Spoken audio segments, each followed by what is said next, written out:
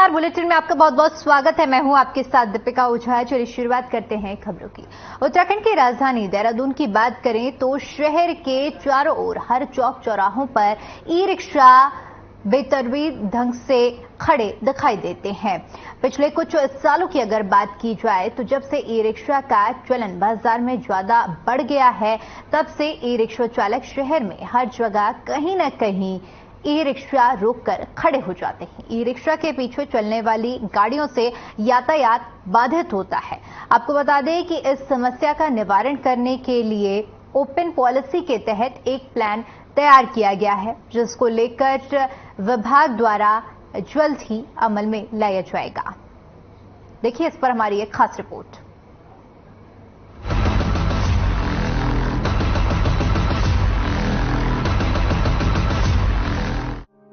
संभागीय परिवहन प्रशासन के अधिकारी सुनील शर्मा का ई रिक्शा को लेकर कहना है कि हमारी तरफ से ओपन पॉलिसी के तहत एक प्लान तैयार किया जा रहा है।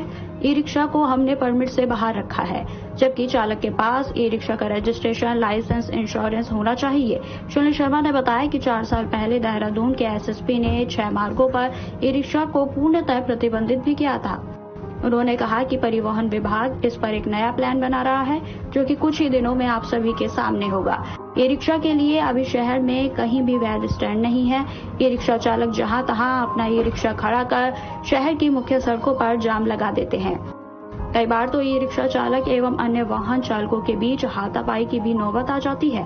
सुनील शर्मा ने आगे बताया कि शहर के अंदर ई रिक्शे के लिए स्टैंड बनाने की योजना पर काम चल रहा है और जल्द ही ई रिक्शा चालकों को अपना ई रिक्शा तय स्टैंड पर पार्क करना होगा एवं शहर के अंदर मुख्य सड़कों पर ई रिक्शा प्रतिबंधित के बोर्ड भी लगाए जाएंगे।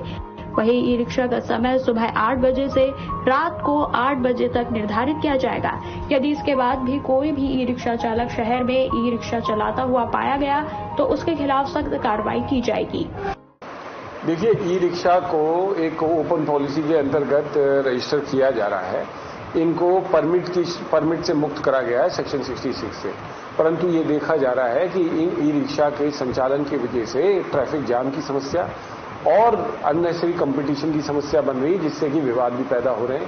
इसको देखते हुए परिवहन विभाग इस संभाग के स्तर पर एक पॉलिसी बना रहा है, जिस पॉलिसी के अंतर्गत ये सुनिश्चित किया जाएगा कि इन रिक्शा का संचालन ऐसे स्टैंडों से किया जाए जो कि मुख्य मार्ग से दूर हो और जिससे लास्ट माइल कनेक्टिविटी लोगों को मिल सके। इसके साथ साथ ये भी सुनिश्चित किया जाएगा कि इन ई रिक्शाओं के एक ऑर्गेनाइज्ड फॉर्म में इनका ऑपरेशन करा जाए और ऐसे किसी मार्ग जो कि जहां से ट्रैफिक जाम होता है उस पर प्रतिबंधित किया जाए। आज से 4 साल पहले एसएसपी महोदय द्वारा एक आदेश दिया गया था, जिसमें शहर के 6 मार्गों को मुख्य मार्गों पर इनका संचालन प्रतिबंधित कर दिया गया था। इसके साथ साथ अब हम देख रहे हैं ऐसे और कौन से मार्ग हैं, मेजर रोड्स हैं, जहां पर कि इनके संचालन की वजह से ट्रैफिक की समस्या उत्पन्न हो रही है। उस पर हम पूरा प्रपोजल तैयार कर रहे हैं और इस हफ्ते में हमारा पूरा प्रपोजल तैयार होकर उसका ड्राफ्ट तैयार होकर हम उसको आगे फॉरवर्ड करेंगे। इस विषय पर संभागीय परिवहन अधिकारी की माने तो उन्होंने कहा कि देखने वाली बात होगी कि आखिर कब तक ई रिक्शा के लिए शहर में ओपन पॉलिसी के तहत रिक्शा स्टैंड बन पाता है। अगर आज की स्थिति की बात की जाए तो आज शहर की मुख्य सड़कों पर आए दिन ई रिक्शा अनियमित ढंग से खड़े रहते हैं, जिससे आम जनमानस को जाम का सामना करना पड़ रहा है। इसमें प्रशासन, पुलिस एवं परिवहन विभाग विफल नजर आते हैं, जबकि सरकार ने शहर की मुख्य सड़कों पर ई रिक्शा नहीं चलाए जाने की बात भी कही थी। लेकिन स्थिति यह है कि गली मोहल्ला, चौक चौराहों पर हर जगह ई रिक्शा चालकों का कब्जा है और जल्दबाजी में सवारी उठाने के कारण कई बार ई रिक्शा में बैठी सवारियां दुर्घटना का भी शिकार हो जाती हैं। इस समय हम मौजूद हैं राजधानी के आरटीओ कार्यालय देहरादून में और पिछले काफी समय से जो है ई रिक्शा को लेकर देहरादून शहर की सड़कें जो हैं वो जाम हो रही हैं। कहीं ना कहीं इसमें प्रशासन और परिवहन विभाग भी नाकाम साबित हो रहा है। आज जब आरटीओ सुनील शर्मा से मीडिया मुखातिब हुआ तो उन्होंने बताया कि ई रिक्शा के लिए आरटीओ विभाग जल्द ही एक ओपन पॉलिसी बनाने जा रहा है, जिसको लेकर उस पॉलिसी पर काम भी चल रहा है। उन्होंने यह भी बताया कि इस पॉलिसी के माध्यम से जो ई रिक्शा हैं उनके स्टैंड भी निर्धारित किए जाएंगे शहर में, जहां से वह ई रिक्शा संचालित होंगे। अब देखने वाली बात यह है कि इस प्लान पर परिवहन विभाग कितना खरा उतरता है, यह भविष्य में देखने वाली बात होगी। उन्होंने यह भी बताया कि पिछले 4 साल में एसएसपी देहरादून ने भी 6 ऐसे मार्ग देहरादून के अंदर ई रिक्शा को बैन किया था, जहां पर ई रिक्शा बार बार जाम लगा रही थी। मुख्य सड़कों की अगर हम बात करें देहरादून शहर की, तो ई रिक्शा इस समय शहर की मुख्य सड़कों पर लगातार सवारियों को उतारना एवं चढ़ाना, जिसकी वजह से शहर की मुख्य सड़कें जाम होती हैं। कहीं ना कहीं इसमें जो विभाग हैं वो नाकाम साबित होते हैं, चाहे पुलिस हो, परिवहन विभाग हो या फिर नगर निगम हो। ऐसे में देखने वाली बात यह है कि राजधानी जो इतने लंबे समय से जाम से हाँफ रही है, क्या इस बार जो आरटीओ है उनकी पॉलिसी काम करती है। संभागीय परिवहन कार्यालय से हमने देहरादून शहर के विजडम लैंसडाउन चौक का जायजा लिया। चौक पर हमने देखा कि ई रिक्शा जगह जगह सवारियों को बिठाने के लिए खड़े हैं, जिससे बार बार यातायात बाधित होता है। और अब देखने वाली बात यह होगी संभागीय परिवहन अधिकारी सुनील शर्मा का यह प्लान शहर की जनता के लिए कितना खरा उतरा है। वहीं आपको बता दें कि यह तो भविष्य में ही देखने को मिलेगा। फिलहाल शहर के चौक चौराहों की स्थिति आपके सामने है। चाहे ई रिक्शा हो, टाटा मैजिक हो या फिर विक्रम हो, इनके बार बार रुकने से देहरादून शहर में आए दिन लोगों की जान जा रही है। देहरादून शहर के मेन लैंसडाउन चौक पर आप मेरे पीछे देख सकते हैं, ई रिक्शा इस समय एक के बाद एक खड़ी हैं, जो शहर में मुख्य कारण जाम लगाने का काम करती हैं। कहीं ना कहीं इससे जो है आम जनमानस जो है वो परेशान नजर आता है। आप देख सकते हैं दूर दूर तक जो ट्रैफिक बाधित होता है इनके चलते, वह आम जनमानस इससे पार नहीं पा रहा है। अगर हम प्रशासन की बात करें, पुलिस की बात करें, तो इसमें प्रशासन भी नाकाम साबित होता दिखाई दे रहा है। परिवहन विभाग के जब आरटीओ से हमने इस बाबत आज पूछा है, तो उन्होंने कहा है कि इसके लिए एक निर्धारित स्टैंड तैयार किया जा रहा है जो ओपन पॉलिसी के तहत काम करेगा। हालांकि देखने वाली बात यह होगी कि इस स्टैंड को लेकर परिवहन विभाग कितना सजग है, यह भी आने वाला वक्त बताएगा। कैमरा पर्सन गौरव पंत के साथ अभिनव नायक, हर खबर, देहरादून।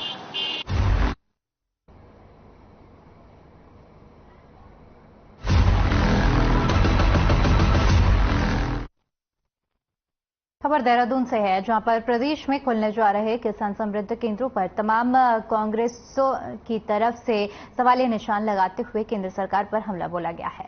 दरअसल उत्तराखंड में बीजेपी किसानों को लुभाने के लिए किसान समृद्धि केंद्र खुलने जा रहे हैं, जिसको लेकर कांग्रेस के प्रदेश अध्यक्ष करण माहरा ने कहा कि ये महज चुनावी ढकोसला है। सत्तासीन पार्टी बीजेपी 2022 तक किसानों की आय दोगुनी करने के किसानों से किए गए वादे से मुकर रही है। वहीं बीजेपी प्रदेश अध्यक्ष महेंद्र भट्ट ने प्रदेश में खुलने जा रहे किसान समृद्धि केंद्रों के बारे में बताया कि देश भर में 1,25,000 किसान समृद्धि केंद्र खुलने जा रहे हैं। इनमें उत्तराखंड प्रदेश में ही 5 से 6 किसान समृद्धि केंद्र खुलने जा रहे हैं, ताकि किसानों को समृद्ध बनाया जा सके। आगामी 27 जुलाई से प्रदेश भर में इसकी शुरुआत की जाएगी। किसान समृद्धि केंद्र खुलने के साथ ही प्रदेश भर के तमाम किसानों को किसान सम्मान निधि भी दी जाएगी।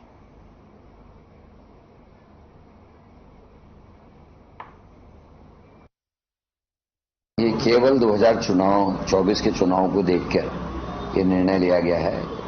किसान सम्मान निधि से किसानों का कोई भला होने वाला नहीं है। खैरात नहीं मांग रहे किसान। 700 किसान आंदोलन में मारे गए। 5 के आसपास किसानों को एक मंत्री के पुत्र ने अपनी गाड़ी से दबा दिया। और पूरा अगर मैं अपने स्टेट की बात कर दूं, हरिद्वार के पूरे किसान इस समय बाढ़ से प्रभावित हैं। कोई मुआवजा, कोई राहत उनको नहीं प्रदान की गई है। सिंचाई विभाग ने तो यहां तक हद कर दी, जो बंदे बनाए गए थे ताकि गांव में बाढ़ न आए, वो बंदों की रिपेयर पिछले 6 सालों में नहीं हो पाई। ये किसान समृद्धि केंद्र पूरे देश के अंदर 1,25,000 खुलेंगे। हमारे राज्य में 5 से 6 केंद्र इस रूप में खुलेंगे। ये केंद्र जहां सस्ते मूल्य पर खाद और खास तौर पर जैविक कृषि को बढ़ावा देने के उद्देश्य से खादों का वितरण करेगा। अनेकों जो संयंत्र हैं कृषि संबंधित, उनके संदर्भ विषाएगा। दवा है, आपका किसान से जुड़ी हुई वैज्ञानिक जानकारी है, ये सारे उस केंद्र पर उपलब्ध होंगे। तो ये किसान की आय दोगुना करने की दृष्टि से बहुत बड़ा एक योजना पूरे देश के अंदर चलेगी। और 27 तारीख को उसी दिन प्रधानमंत्री जी जो हमारी 14वीं किस्त किसानों को जो 2,000 रुपया दी जाती है वो भी दी जाएगी। और इस प्रकार के कार्यक्रम की पूरी जानकारी शुरू में आएगी। मुख्यमंत्री पुष्कर सिंह धामी के दिल्ली दौरे के दौरान यूजीसी की चर्चा को लेकर उठ रहे सवालों पर कांग्रेस प्रवक्ता ने बीजेपी पर तंज कसा है।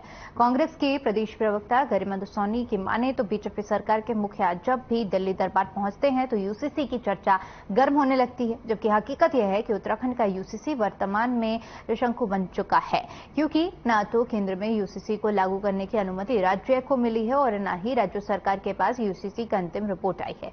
ऐसे में जब रिपोर्ट ही नहीं आई तो लागू कैसे किया जा सकेगा।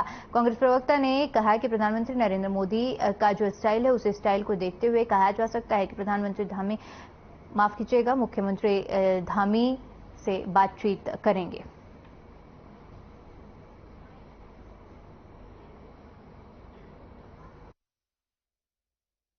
हर बार जितने बार मुख्यमंत्री पुष्कर सिंह धामी दिल्ली दरबार में जाते हैं हाजिरी लगाने, उतने बार यहां मीडिया के द्वारा एक गुब्बारा फुलाया जाता है कि वो यूसीसी पर चिंतन मंथन करने गए हैं, मंत्रणा करने गए हैं। जबकि सच्चाई ये है कि चमोली हादसे के बाद हाईकमान से अच्छी खासी फटकार लगी है।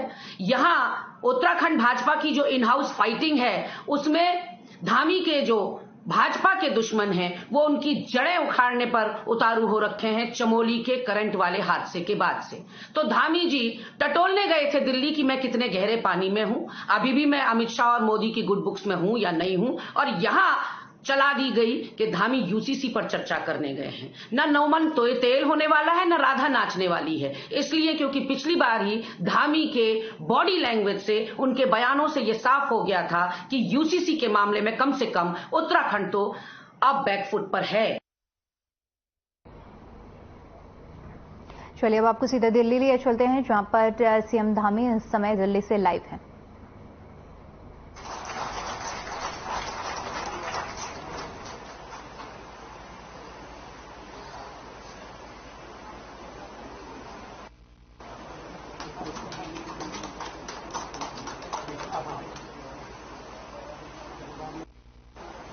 अजय पीसी से गुजारिश करूंगा कि वे सौर से स्वागत करें माननीय श्री मुख्यमंत्री जी। अजय पीसी जी और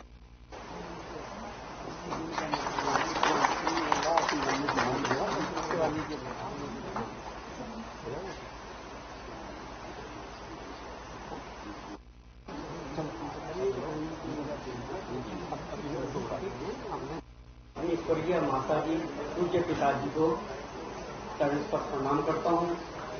इसके पश्चात अपने गुरु श्रीमान हरी जी, श्रीमान सुनील जी।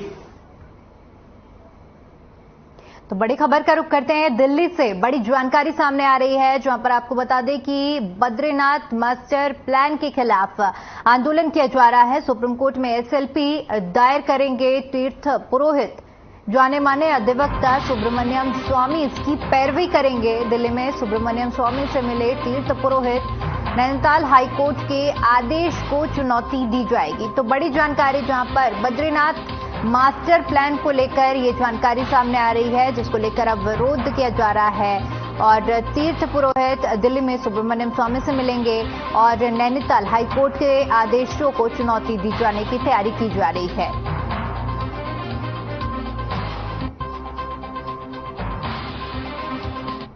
तो तस्वीरें हम आपको दिखा रहे हैं, जहां पर बद्रीनाथ मास्टर प्लान के खिलाफ आंदोलन की पूरी तैयारी की जा रही है। बताते चले कि नैनीताल हाईकोर्ट ने जो आदेश दिए थे, अब उसको चुनौती देने की पूरी तैयारी की जा रही है।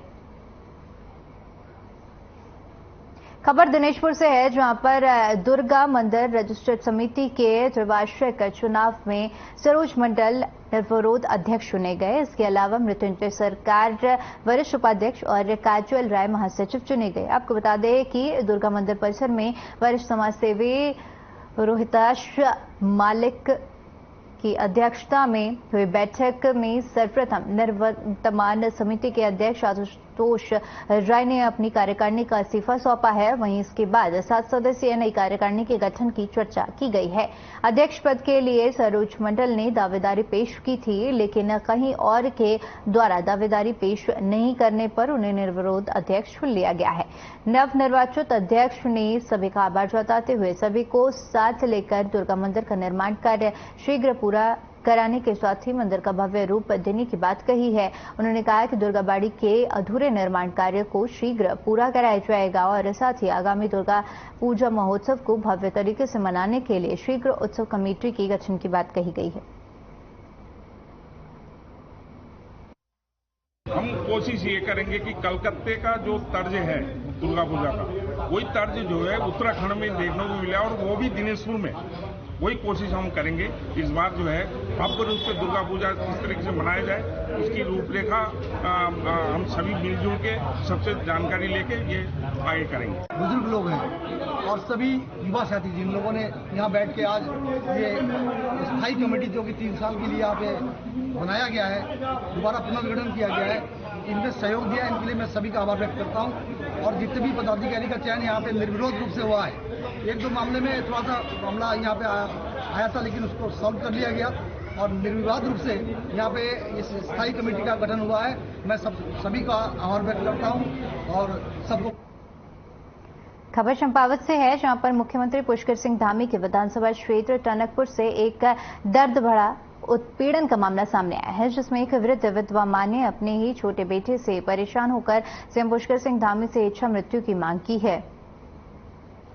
मामला उत्पीड़न और संपत्ति के विवाद से जुड़ा होने का बताया जा रहा है। दरअसल उत्पीड़ित वृद्धा का एक बेटा गूंगा बहरा है और वहीं उनका छोटा बेटा संदीप मलिक, जो कि काफी समय से आपराधिक गतिविधियों में लिप्त रह चुका है, वो अपनी बीवी बच्चों के साथ अलग रहता है।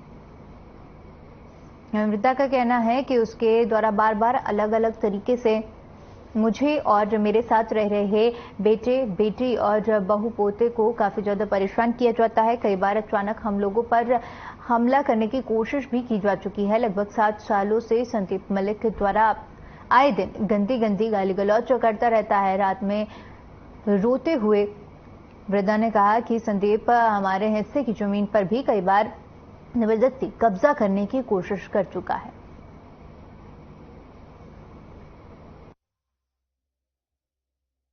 सर, मैं ये कहना चाहूंगा कि मेरा विगत पिछले 7-8 वर्षों से जमीनी विवाद चल रहा है और जिसका फैसला मेरे हक में आ चुका है, इसलिए ये जानबूझकर मेरे को इसमें लपेट, जो भी आप समझिए इस चीज को, मेरे को फंसाने की ये प्रयास कर रहे हैं और ये नहीं चाहते हैं कि किसी तरीके से हमारे बीच में समझौता हो। मैं तो माननीय न्यायालय का जो भी फैसला होगा मैं उसको स्वीकार करता हूं। जैसे आप ही का सवाल का जवाब दूंगा, आप कह रहे हैं 8 साल से मैं इनको उत्पीड़न कर रहा हूं, तो उन्होंने आज तक 8 साल में मेरे खिलाफ कोई पुलिस में, हमारा शासन है, प्रशासन है, कहीं जाके ये शिकायत करते हैं। ये विगत 2-3 दिन से ही क्यों इन चीजों में लिप्त हो रहा है? हमारे घर में उत्पीड़न काफी टाइम से चल रहा है। पिताजी ने इसी की नाटकों के से परेशान होकर इसको इसकी संपत्ति अपने जीवित रहते ही दे दी थी ताकि ये हमें चैन से रहने दे। हमने उस टाइम पे पापा जी को काफी बोला था कि बड़े भाई की जमीन ही बड़े भाई के नाम कर दी जाए, लेकिन पापा ये कहते थे कि बड़ा बोल सुन नहीं सकता है, तो अभी कोई बात नहीं है, मैं तो जिंदा हूँ, बहुत कुछ कर जाऊंगा। लेकिन अकस्मात उनकी ये हार्ट अटैक से मौत हो गई। उसके बाद से उसने यहाँ पे हमारा जीना मुश्किल कर दिया। बल्कि हमारे पिताजी की जब 13वीं चल रही थी, तो 13वीं भी नहीं करने दे रहा था। मैं अपने पिताजी की मृत्यु के समय पे यहाँ पे आई थी, तो रात को ही आके यहाँ पे मेरे साथ मारपीट करी कि तू यहाँ क्यों आ गई, तेरी क्या जरूरत है, तो यहाँ से जा, तो यहाँ पे कोई वो नहीं है। फिर मैंने जाके पुलिस में कंप्लेन करी थी। एसडीएम सर को भी रिक्वेस्ट दी थी कि सर ये इस तरीके से हमें परेशान करता है, मारता पीटता है। मेरे को बहुत परेशान किया जाता है छोटे बेटे के द्वारा, और वो अपने पिता को जीवित रहते हुए सब अपना हिस्सा ले चुका है। घर में से घर का पैसा ले चुका है, सब कुछ ले चुका है। उसने अपने नाम करा दी उसकी जमीन सब कुछ, और फिर आए दिन वो जो है जो जमीन बची हुई बोलता है ये तो मैंने मोल खरीदी है, ये और ये जो बची हुई जमीन में है इसमें मेरा बराबर का हिस्सा है। और हर समय डर बना हुआ रहता है। मेरे बेटा बड़ा वाला बोल सुन नहीं सकता है, उसकी पत्नी है वो भी सीधी शादी है, वो भी कुछ नहीं कहती है, छोटे बच्चे हैं, हमें डर लगा रहता है, उसकी आवाज से भी डर लगता है हमको। आए दिन जो है कभी पत्थर मारता है, कभी कुछ करता है, और कहता है कभी मैं तो घर में भी हिस्सा ले लूंगा, वहाँ भी ले लूंगा, बदमाशों को लाऊंगा, पुलिस वालों को लाऊंगा। तुम अब हम कहाँ जाए बताओ? हमारा कोई बेरोजगार नहीं है, कुछ नहीं है, यही हमारे रोजी रोटी है, यही जमीन है, यही हमसे छीनने के लिए कह रहा है। कहता है मैं सब यहाँ भी लूंगा, उधर भी लूंगा, ये तो मैंने मोल ले रखी, जो उसको हिस्सा दे रखा है उसको कहता है मैंने मोल खरीद रखी है। उत्तराखंड के पूर्व मंत्री हरेक सिंह रावत के नाम पर एक विवाद थमता भी नहीं है कि दूसरा विवाद सामने आ जाता है। अब प्रदेश के शहरी विकास मंत्री के साथ फोन पर उनकी बातचीत की वायरल ऑडियो पर शहरी विकास मंत्री प्रेमचंद अग्रवाल ने आपत्ति जताई है। उन्होंने कहा कि किसी के साथ निजी बातचीत का वीडियो जारी करना पूर्व मंत्री और वरिष्ठ नेता को शोभा नहीं देता है। उन्होंने कहा ये तक कह दिया कि हरेक सिंह रावत ये सब करके उनके साथ विश्वासघात किया है। आपको बता दें कि सोशल मीडिया पर कांग्रेस नेता हरेक सिंह रावत का एक वीडियो वायरल हो रहा है। वीडियो में दिख रहा है कि हरेक सिंह कार में कहीं जा रहे हों और इस दौरान वे फोन पर मंत्री प्रेमचंद अग्रवाल से बात करते हैं। वीडियो में हरेक सिंह रावत और मंत्री अग्रवाल से कई बातें कर रहे हैं। अजीब सा व्यवहार माननीय हरेक सिंह रावत जी के द्वारा किया गया। हरेक सिंह रावत जी हमारे उत्तराखंड के बहुत वरिष्ठ नेता हैं, अनेकों बार मंत्री रहे हैं, नेता प्रतिपक्ष रहे हैं। जब उनका एक फोन मेरे पास आता है और जिस विश्वास के साथ मैंने उनकी बातों का जवाब दिया, और मुझे दुख के साथ कहना पड़ रहा है कि एक मंत्री के साथ उनकी वार्तालाप को उन्होंने रिकॉर्ड भी किया और उसकी वीडियो बनाई और जिसको अपलोड करके पूरे लोगों में प्रसारित किया। ये एक विश्वास खत्म करने वाला कदम मैं कह सकता हूं उनके द्वारा, क्योंकि आप जानते हैं कि किसी भी मंत्री के साथ बात करने का मतलब ये नहीं होता कि आप उनकी किसी भी बात को इस प्रकार से प्रचार प्रसार करें। लेकिन ये बात भी सच है कि कांग्रेस और कांग्रेस जनों के द्वारा जिस प्रकार की ये सस्ती लोकप्रियता के कारण इस प्रकार के हथकंडे अपनाए जाते रहे हैं, ये उसमें से भी एक बढ़ती हुई एक श्रृंखला का उनका एक कदम मैं कह सकता हूं। उधम सिंह नगर के दिनेशपुर के खुदीराम बोस स्टेडियम में पवित्र यंग क्लब और नगर खेल समिति के तत्वाधान में गुरुपद विश्वास मेमोरियल अंतर्राज्यीय फुटबॉल प्रतियोगिता दिनेशपुर कप का आयोजन किया गया। आपको बता दें कि ये मैच 18 दिनों तक चला। प्रतियोगिता में नेपाल, पश्चिम बंगाल, पंजाब, मध्य प्रदेश, लखनऊ, देहरादून, रुड़की, कोटद्वार, हरिद्वार, काशीपुर, रामपुर के साथ 16 टीमों ने भाग लिया, जिसका आज फाइनल मैच नेपाल और हल्द्वानी के बीच में शानदार मुकाबला देखने को मिला, जिसमें नेपाल ने हल्द्वानी को 3-1 से मात दी और ये मैच जीतकर ट्रॉफी अपने नाम किया। ये मैच देखने के लिए लोग दूर दराज से पहुंचे, जिससे पूरा स्टेडियम लोगों से खचाखच भरा हुआ था। वहीं पहले विजेता को 21,000 का चेक और ट्रॉफी और वहीं उपविजेता को 11,000 का चेक और ट्रॉफी दी गई।